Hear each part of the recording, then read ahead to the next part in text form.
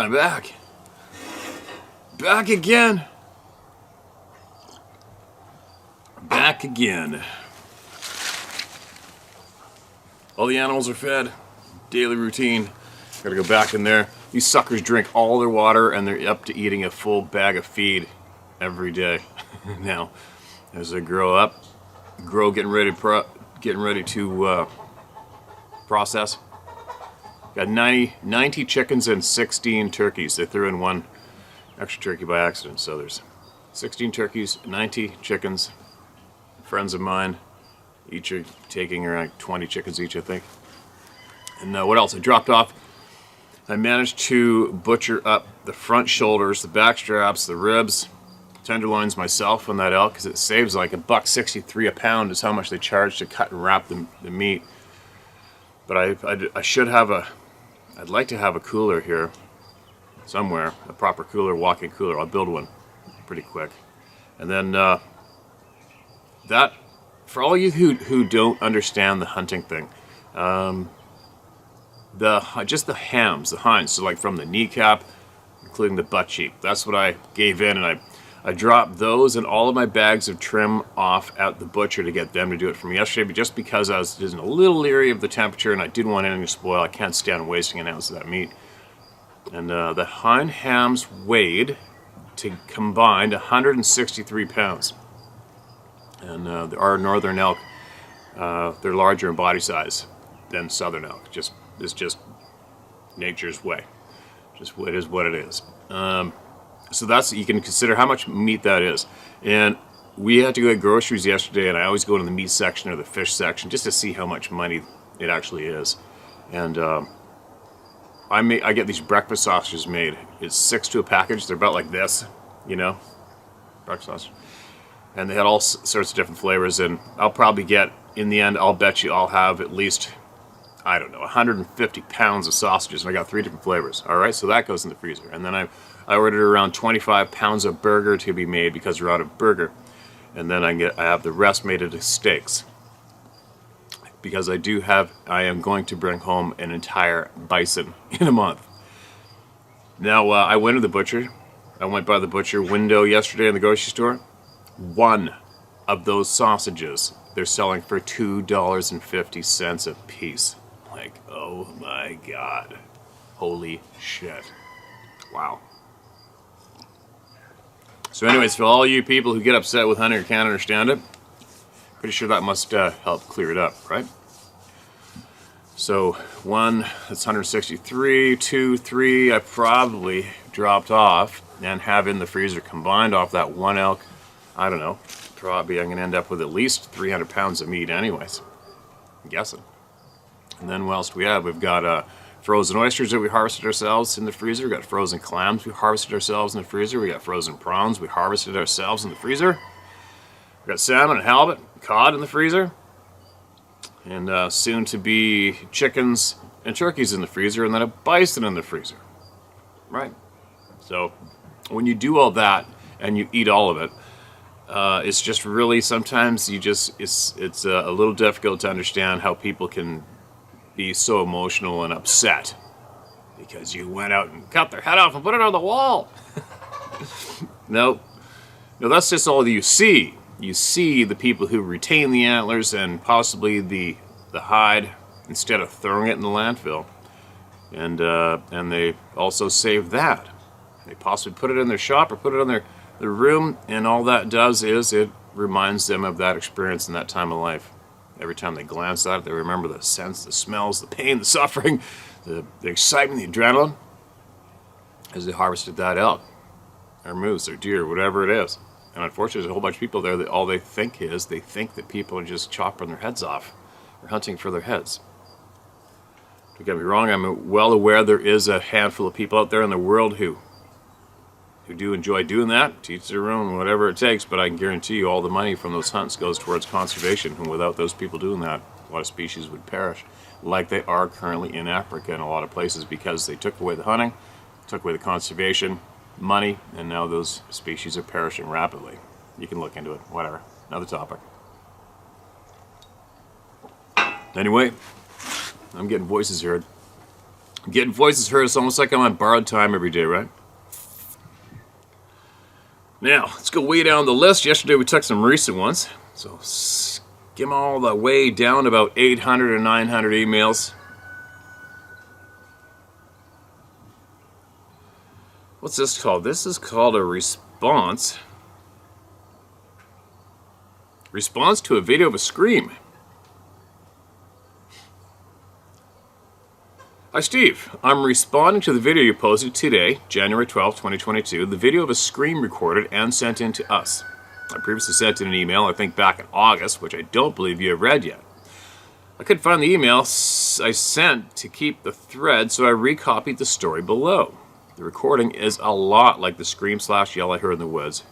Kylie. Okay, Kylie, here we go. Hi Steve, my name is Kylie. Here's the original email. I never believed in Sabe and thought it was a fun/terrifying conspiracy theory until my younger sister's fiance introduced our family to Sasquatch stories and your channel. My older sister showed me a couple of the videos before I really believed. One of a group in cabin in the 70s where a group of Sabe making lots of noise and yelling. It reminded me of my following experience. This is what I've told people as the time I learned my fight or flight response.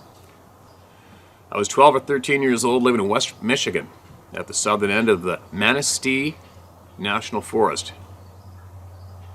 My younger sister and mom had gotten into a routine of walking at night. Following my older sister, Duty, I went out to scare the daylights out of them. Good for you.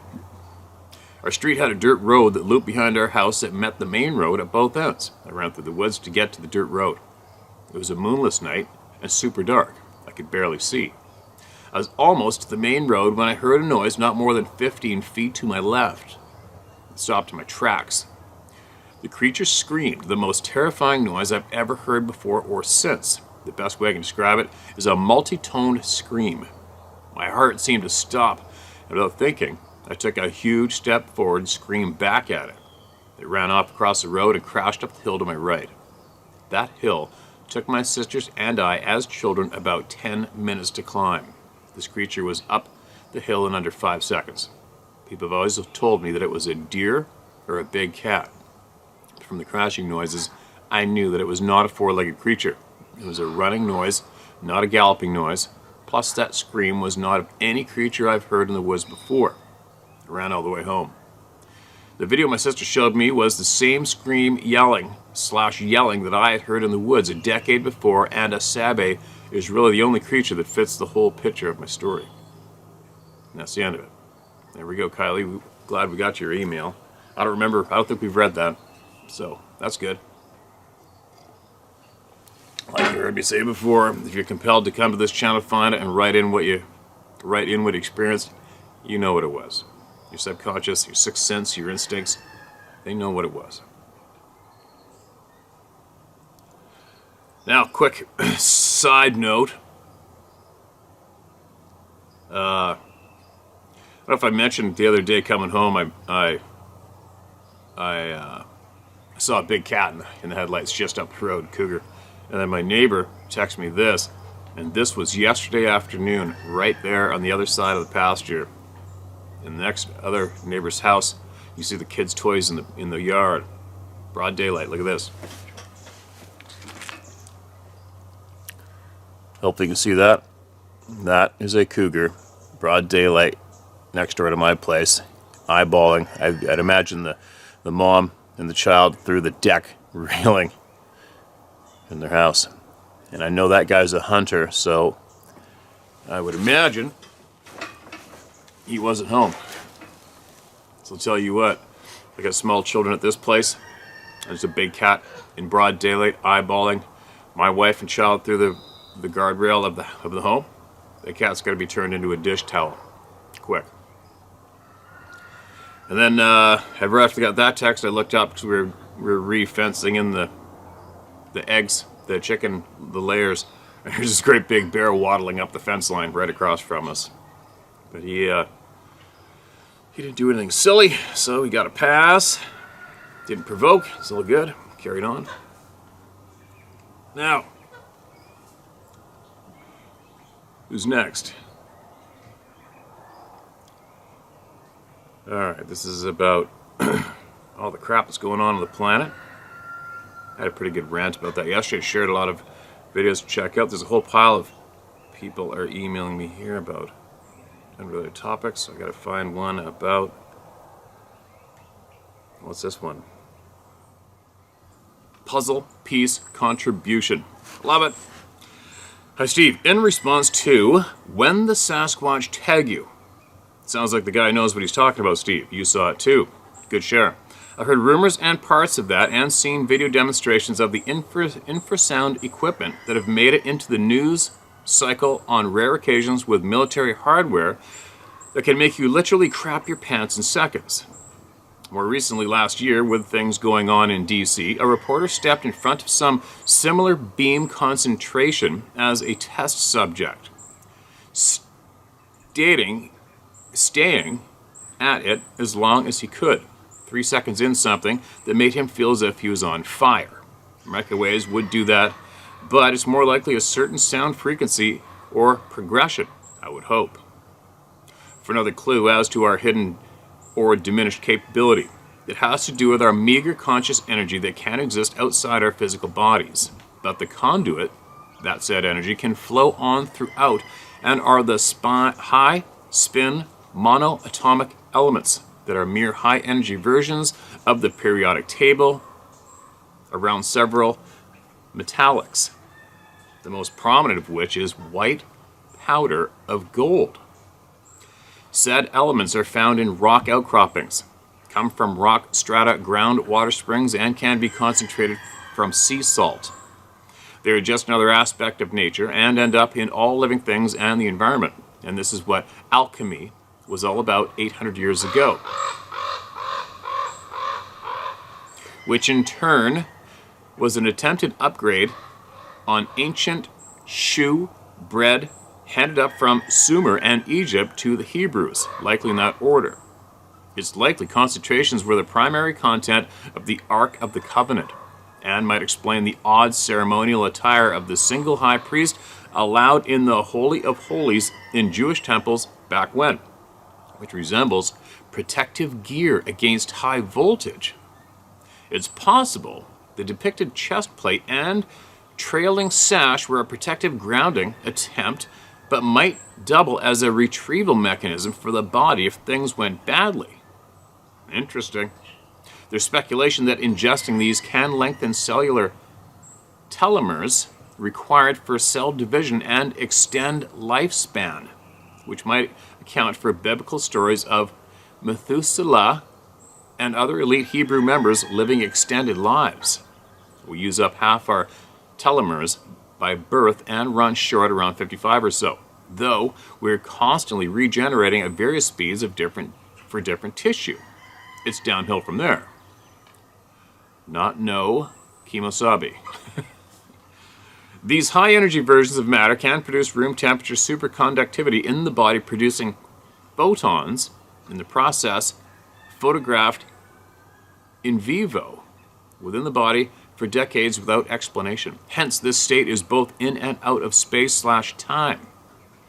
And explain how and why interactive conscious energy can flow more widely, including out-of-body experience and precognition that can allow the conscious mind to see the ribbon of time from the outside.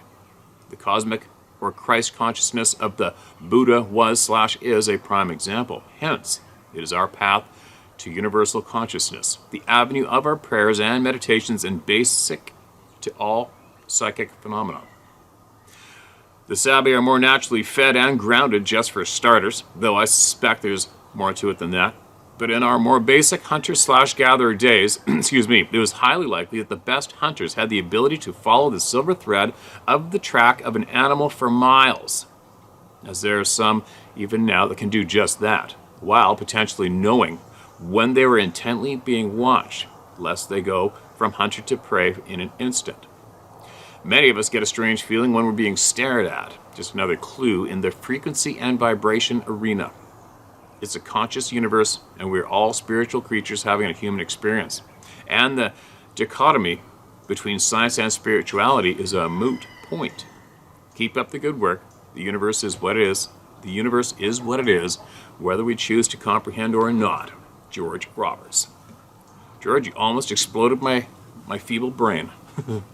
That sounds frickin' interesting, and everything you stated in there probably equals to me a chunk of time for me to do my due diligence and everything that you just shared here. Most of it, not all of it. It sounds like you've been doing some digging and learning and understanding, and I'm grateful that you shared that here with us. There's gonna be a handful of brains out here on this channel that are either going like this, oh yeah, for sure, or oh really, and they're gonna look into it, and then another handful of brains are just gonna be staring with a glazed over look, thinking, what the F was that? Right? Very interesting. Very, very interesting. Thank you so much for your time, man. Appreciate that. It's got some wheels turning right now, guaranteed. Now, Central Texas titled this email. Sent in almost exactly a year ago. Hi Steve, share if you want. Feel free to use my name. It's James. Thank you so much for the work you're doing. I'm in Central Texas near Waco. Thankfully, I've never seen a sabe, but hearing the truth has made me rethink past experiences. I hunt or spend times in the woods at least 3 to 5 days a week, and normally I'm by myself. Thinking back, I've had the feelings of not being welcome in a certain place, and also felt like I've hit an invisible wall that I could not make myself cross. For instance, I walked in before sunrise about half a mile to hunt my favorite spot with no issues. Then when I returned in the mid-afternoon to go back to the same place, the woods would be oddly quiet. Excuse me. I'd have the feeling of being watched and then hit the invisible wall. Also thinking back, I would notice a drastic change in animal movement for a month or two around the times I've gotten that bad gut feeling. These things have occurred a time or two a year since I started hunting alone at 12 to 13. I'm 24 now. I always thought the feeling was from a cougar close by, but thanks to you, I now know what it really is. Not only are you helping people find a safe place to tell their encounters, but you're also educating people that previously walked around clueless, me being one. I'm not interested in seeing a sabe, but if it were to happen, at least I'm now mentally prepared. P.S. If you ever get back down to Texas, you're welcome to come hunting and fishing. I live on a lake and know all the honey holes that were passed down to me from my dad and great uncle. Within a 5-minute drive from my house, I have full permission to hunt/fish 5 acres. It's covered in pigs, coyotes, bobcat, dove, and duck. I also have a 4,000 acres leased in the western part of Texas, and I'm allotted 15 deer a year. I can only shoot 5 legally myself. It's absolutely crazy the amount of deer here. I can easily see up to $30 a day. Holy shit.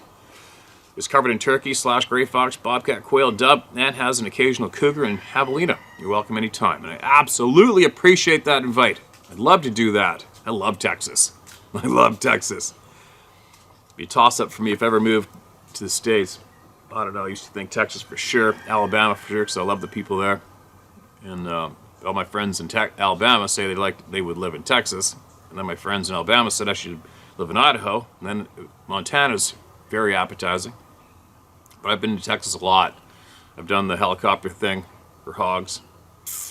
It's amazing how many of my hunters that have come up and my friends from Texas, they love the doves. I've never been a bird shooter myself. Just haven't. I was introduced to it, but it doesn't do much for me. I haven't done it, that is all. And I was always surprised at how many people absolutely love dove hunting. Anyway, appreciate that, man. I'm glad that you're picking up on whatever he's putting down, because it is absolute truth. There's this crazy shit's going on. There's no way out of it. It's not a lie. It's not a phenomenon. It's not anything but truth. And it's truth that's being held from us. It's frustrating. Thank God we're getting the truth out. Thank God the intelligent people are picking up what we're putting down, like you, and being more aware. And that's what we're after, right? That's what we're after. Side note, before I forgot yesterday. I might share it. Might as well share it. Hopefully I remember doing this video. Our scientist friends who are bravely contributing a lot of information to me to be shared with you. They also recently shared, what did I get? I got a bunch of information on what they refer to as the dog heads. They gave me a substantial amount of information, which they know on that. I didn't read completely entirely through it. And also was added in a photo of a frickin' UFO by one of these scientists, and of all places, it was over Vancouver Island. When? I don't know, I could probably reread that part, but I'll share that here right now for you to look at. Something else, and I think he said, if I can remember right, that his guess at the size of it was 2.65 miles. What did he say? He said it was, I'll add text, I shouldn't even quote it right now, but he said it was 2 point something miles across. Then he had to re-estimate his guess to 2.85 or something. I don't know, it's pretty accurate. And it was a very detailed photo, is it not? Would it make you get a little bit of a slight panic feeling seeing something like that of that size over top of your community or your home? What are you going to do, right? The first thing he's going to think about is your family, your friends, your safety, how you can even stop it from possibly violating your existence. And I'll tell you what, another thing too is these particular scientists who have been very familiar with these beings and seen both the what they call the dog heads and the Sasquatch beings, the Sabe, they have seen them on the security screens multiple times. Okay? They've seen these on the security screens, I believe mostly at nuclear sites. And they've seen them just standing there looking up at the cameras at them, through the cameras at them multiple times. Now, the point I'm trying to make here, about to make, is the people who I am absolutely certain they are truthful, they know what they're talking about, they have investigated these topics probably more than anybody I'm aware of. One's David Plaitis, and these others are various scientists. And what I have noticed, what is in common with these individuals who have done so much investigating and due diligence on their own thoroughly, is all of them have, their attention has gradually left the Sasquatch topic and more graduated to that direction up there. Okay? And a lot of people, including scientists, have made comments to me about, I know you don't want to go into this UFO topic, but, and I have said in the past, there's plenty of channels for that, tons, and I'm not really big on it, but the unfortunate thing is you can't turn away from it. I can't turn away from it, is what I'm saying. Because the people who I consider absolutely freaking intelligent, stubborn, driven, all eventually go to the topic of up there. And they start off at the Sasquatch Sabe beings. Okay, you guys? Now, David Plaitis also has, he shared enough with me to absolutely convince me that the potential threat to human beings is up there. It's coming from up there. Sorry, I'm just the messenger, but that's what I have learned. And now I'm listening to the scientists, and they are absolutely focused up there. Right? And how significant, how much of an impact whatever they're discovering on their own, you got to think about it. How much of an impact that must be on them to be like, oh yeah, you got a Sasquatch sighting over there? Cool. Anyway, right? So it's substantial. The amount of knowledge they're gaining is substantial. And also these scientists also ended the other day with, Steve, how the hell are you going to deliver everything that we have here to the public? Right? I don't know why. I don't have a problem with it, obviously. I'm not scared. I have zero respect for our education system that's been imposed on human beings since I don't know when. I do not have any respect for the current governments, people in government. I have nothing. There's nothing there.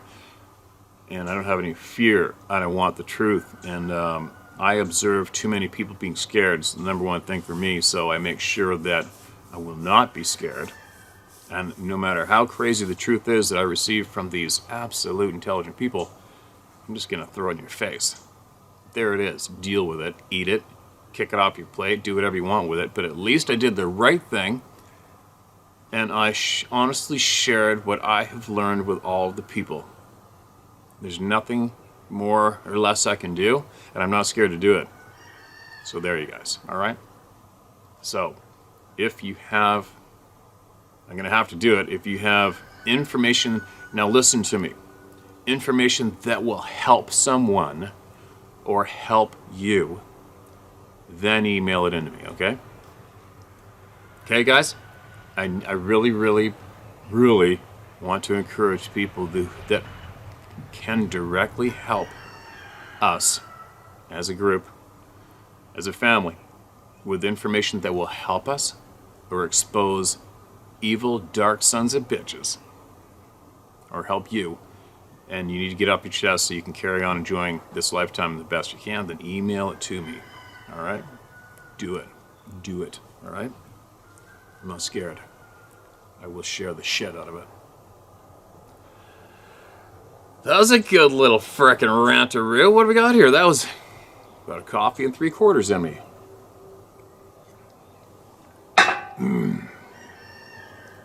That little sip just knee-jerked me into saying, I hope that all the people eating humiliation pie this morning because they scrambled to get another YouTube channel so they could get past being blocked to watch me again, well, I hope they're enjoying this.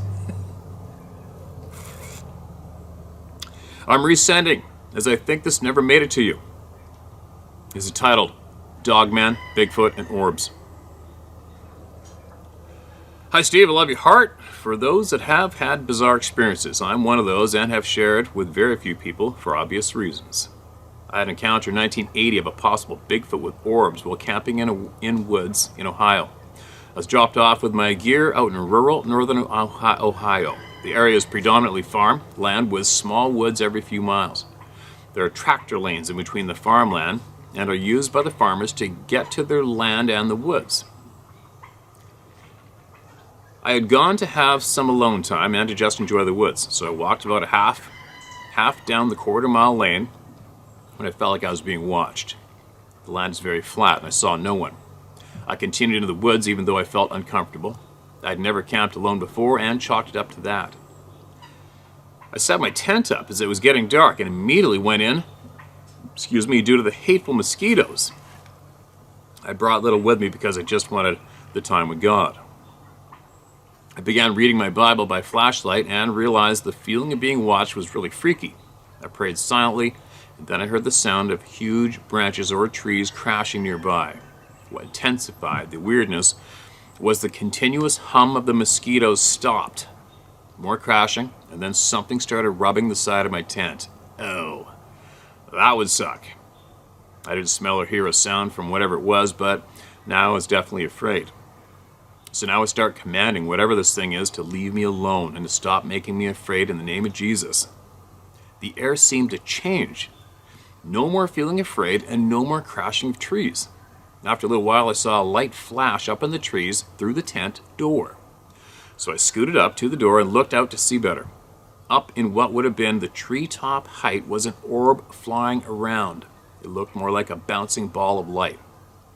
I watched for a long time and then it disappeared. I couldn't wait till daylight when my ride would come to pick me up. I left with no more encounters. About 13 years ago, my husband and I were traveling in our large RV. We had been in Killeen, Texas, and we're traveling northeast, headed back to Georgia. I'm in the passenger seat, and we sit high up like a trucker. I'm looking out the side window, just taking in the landscape. I see a figure up ahead in the field, standing behind a very large fallen tree. It's black, and it's large. I think to myself, that doesn't look like anything I've ever seen. As we get closer, I see that it looks like a huge dog standing with its paw hands resting on the tree, watching the traffic go by. When we get parallel with it, it looks right in my eyes. Those are not dog eyes. I start shouting at my husband to turn around. Well, our size rig pulling a car, it wasn't possible. That being was acting human, but looked like a dog, sort of. Sorry it's so long, but I need to unload this. I was grateful to find others who have had similar experiences. My husband believed me, and that definitely helped. Thank you again. It sounds like you got a good one there, thank God.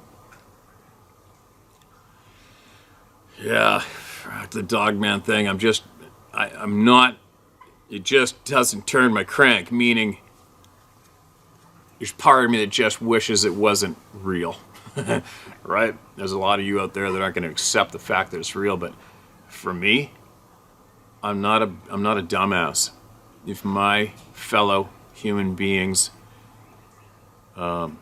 witness this, what, thousands of times, you'd have to be a complete idiot to ignore those testimonies. A complete idiot. So, I like to think I'm not that much of an idiot, and I accept those testimonies as fact. And sadly, I have to accept the fact that these frickin' things are running around. Do I want to see one? Hell no. Right? But do I want to learn about them? Yeah. Especially if it leads to us finding out what the F is going on. Right? Got to find out what's going on. Like I said before, I don't want to die and possibly find out everything then, and then have the moment of, oh shit, you dirty bastards got me. You got me during my whole lifetime, you absolute pieces of shit. I don't want to have that. I'm having that go down, actually, obviously I'm having that go down all the time right now, as the more I learn. And it makes me angry. And it should make everybody angry, right? It should. There's a lot of shit going on. It's not right. You know, I just traveled the length of BC. The farther north you go, the more rural you get. The signs of dismal human existence is prevalent and increasing rapidly, and it makes me want to puke, because the face of this earth is no different than it was 3 years ago, 5 years ago, when it comes to us being able to eat, find shelter, and survive and be happy. It hasn't changed, but there's a group of people who have changed it for many. Just in this one small town, remember 2 years ago you couldn't find a hotel room, and as this year I went up there and there's 3 hotels with plywood boards all over the walls, restaurants with plywood boards all over the windows, the doors. I mean, hard people walking around. The only people I noticed the length of the province that were actually making money were campsite owners and trailer park owners, where people are parking tow trailers to live in campgrounds, or living in campgrounds, right? It was so common to see that. Anyways, I'm babbling. It just really bothers me. There's a handful of people manipulating at will the quality of life for the rest of the human beings on the face of this planet. It really bothers me. And I guess what I can do is keep speaking out loud and honestly to all the people. And hopefully you guys do the same. You got to keep talking. All those links that I shared earlier. And I'm not right all the time about much, but anyone who might possibly laugh or snicker at or try to contradict anything I shared, perfect. As long as I have you digging and looking into it, perfect, I've done my job. Because like I said, it's up to you to take from it what you will or leave it, but make sure you look into it for yourself. And don't, I'm trying to bite my lip, don't you stop anyone from looking into a topic. Period. Don't you ever prevent somebody from looking into a topic, ever, or hearing or speaking. Just don't do it. You take from it what you will, or you leave it, but don't block somebody, all right? And then share it. It's like these other people I watched recently who are right on top of shit. Somebody wrote in and asked them, well, how do we fix it? And they both said, by talking. That's the only way we fix the shit show, is by talking. Everybody talking and sharing it. As many people as you can. It's the only way. Right? And that's why when a channel like this or other channels get such big followings, then those dirty, filthy pricks who don't want you to know and want you to be dumb as a hammer do what they can to eliminate those people from speaking, because they're reaching too many people. That doesn't work so good for them, right? So keep talking and sharing everything you can. All right? I gotta get going. I'm babbling, probably annoying the shit out of people, but I'll be back later. I'm gonna try to pull out about 160 feet of fence today and replace it today in this unseasonable heat. Here we go. Keep writing and sharing in, all right? Oh, sorry. I want to make one more point to the kind, generous woman who just emailed in what she experienced in her tent. While I was alone in my tent in northern BC this past few weeks. It's funny. one thing I realized was basically when you climb into your tent alone on the ground in the wilds, you're basically submitting in a way, right? You're just submitting. There's humans, everything else owns the night, basically. And when you're laying on the ground, sound asleep on the other side of a thin layer of material, you have basically submitted. Don't you think? You're just like, you've absolutely submitted. Do with me what you will. There's nothing I can do about it anyway. Good night. Right?